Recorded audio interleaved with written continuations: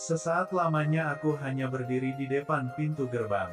Sebuah rumah mewah yang sangat megah, tetapi berarsitektur modern klasik. Hampir separuh bagian rumah di depan itu adalah terbuat dari bahan kayu jati kuno. Di bagian depan ada pendopo kecil, dengan lampu kristalnya yang antik, menambah suasana rumah menjadi klasik. Lantai marmer di bagian halaman yang luas, dengan pohon-pohon perindangan yang tumbuh subur memayungi seantero lingkungannya. Aku masih ingat, di samping rumah berlantai 2 itu terdapat kolam ikan yang didesain khusus, untuk menambah suasana halaman rumah bisa terlihat alami. Tante Mirna, nama samaran, memang seorang arsitek kondang yang namanya sudah tidak bisa diragukan lagi karya-karyanya. 6 tahun sudah aku tinggal di sini. Selama masih belajar, dari SMA sampai D3 ku, sebelum akhirnya aku lulus wisuda pada sebuah sekolah pelayaran, yang mengantarku keliling dunia. Kini sudah hampir 5 tahun, aku tidak menginjakkan kakiku di rumah ini. Kulihat rumah Tante Mirna ini tidak ada perubahan sama sekali. Aku bayangkan pula si Andin yang dulu masih berumur 7 tahun saat ku tinggalkan. Pasti, kini dia sudah besar. Kulihat jam tanganku sudah menunjukkan pukul 11 malam. Suara jangkrik mengiringi langkah kakiku menuju ke pintu samping. Sejenak aku mencari-cari di mana dulu Tante Mirna meletakkan anak kuncinya. Tanganku segera meraba-raba ventilasi udara di atas pintu samping tersebut. Dan akhirnya aku mendapatkan kunci itu.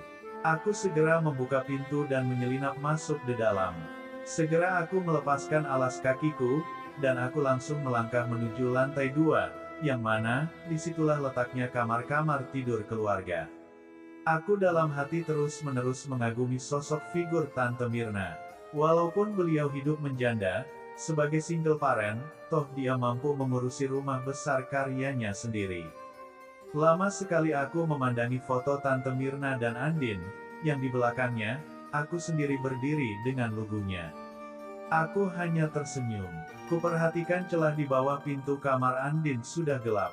Aku pun langsung melangkah menuju kamar sebelahnya. Kamar tidur Tante Mirna yang jelas sekali lampunya masih menyala terang. Rupanya, pintu kamarnya tidak terkunci. Kubuka perlahan dan hati-hati. Aku hanya melongo heran, kamar ini dalam kondisi kosong melompong. Aku pun menghela nafas panjang. Mungkin Tante Mirna ada di ruang kerjanya, yang tempatnya berada di sebelah kamarnya ini. Sebentar aku menaruh tas dan bawaanku lainnya dan melepaskan jaket hoodieku, berikut kaos dan jeans hitamku. Kuperhatikan tubuhku yang hitam ini semakin gelap dan hitam aja. Tetapi untungnya, di tempat kerjaku pada sebuah kapal pesiar itu ada fasilitas sarana olahraga yang komplit. Sehingga aku kian tumbuh sehat kekar dan atletis. Saat itu aku merasakan sudah tidak nyaman dengan kondisiku, karena seharian belum mandi. Sesaat aku berpikir, aku hanya ingin siraman air shower dari kamar mandi tante yang bisa hangat dan dingin itu. Aku hendak melepas cawat coklatku saat ku dengar sapaan yang sangat kukenal itu dari belakangku. "Riko, kaukah itu?" Aku pun segera memutar badan tubuhku. Aku sedikit terkejut melihat penampilan Tante Mirna yang agak berbeda. Beliau berdiri termangu hanya mengenakan kemeja warna putih nerawang yang berlengan panjang dan longgar serta dua kancing bagian atasnya terlepas. Rambutnya masih hitam lebat dipotong sebatang bahunya. Dan kulihat kulit putihnya yang bersih dengan cat kukunya berwarna merah pekat. "Oh, selamat malam Tante. Maafkan keponakanmu ini datang dan untuk berlibur di sini tanpa kasih kabar dulu.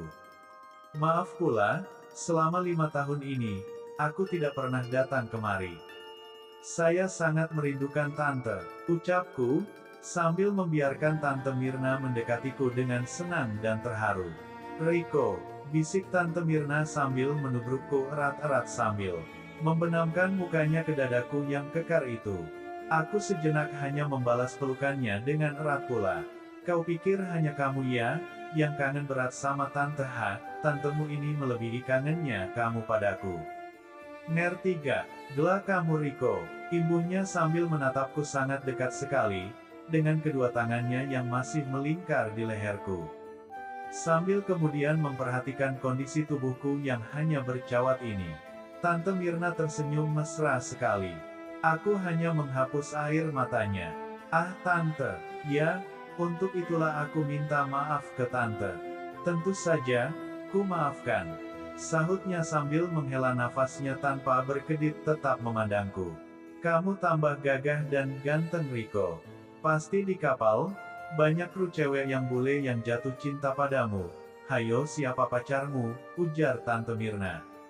Belum punya tante, aku masih sibuk menabung, untuk membina rumah tangga dengan seseorang, tapi entah siapa, jawabku. Untuk itu, aku minta tolong ke tante untuk buatin desain rumah, kelasku lagi. Tapi bayarnya, tanya Tante Mirna dengan cepat sambil menyambar mulutku dengan bibir tipis tante yang merah. Aku terkejut, tapi dalam hati senang juga. Bahkan tidak kutolak Tante Mirna memelukku terus-menerus seperti ini. Aku ngak asteris, Tante, ucapku. Ah kamu Riko, ya udah sini. Sahut Tante Mirna. Aku sejenak terkejut nampaknya Tante Mirna tidak mau mengalah. Ayo Riko kemari. Dan semuanya terjadi. Nyanyian merdu jangkrik mengiringi perjalanan kami menuju puncak. Hembusan angin malam kian membuat suasana menjadi hening dan sepi. Akan tetapi aku tetap menanjak berusaha sekuat tenaga untuk melakukan kegiatan itu dengan sempurna sampai akhirnya 25 menit kemudian perjalanan itu selesai. Karena kelelahan kami pun tertidur di situ. Entah berapa lama aku tertidur pulas, yang jelas saat ku bangun udara dingin segera menyergapku. Aku pun melihat waktu sudah menunjukkan pukul 6 pagi. Dengan agak malas aku beranjak berdiri, akan tetapi, aku tidak melihat Tante Mirna di kamar ini. Sepi dan kosong, di mana dia? Aku terus mencoba ingin tahu, dalam keadaan ini. Aku melangkah mendekati meja lampu. Secarik kertas dengan tulisan tangan Tante Mirna. Terima kasih Riko untuk oleh-olehnya malam tadi, nanti Tante mau lagi ya.